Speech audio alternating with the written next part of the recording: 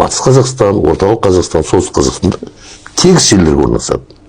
Енді сондай қыратты жерде орналасқан елді мекеннің су келетін жағын білу үшін көп ақылдың қажеті жоқ қой. Су осы жақтан бастап қаптап келетін болса, судың келетін жағына тиісті белдеулер қойып, дамбы яғни. Сөйтіп суды бағыттап, елді мекенін арғап өткізіп жүруге болады. Оның елді мекеннің ішіндегі қардың өзі ерісе, төмен қарап шығып береді. Бірақ қарды шығарып отыру керек. Тегіс жердегі кольцо сияқты, сақина сияқты белдеу жасау керек.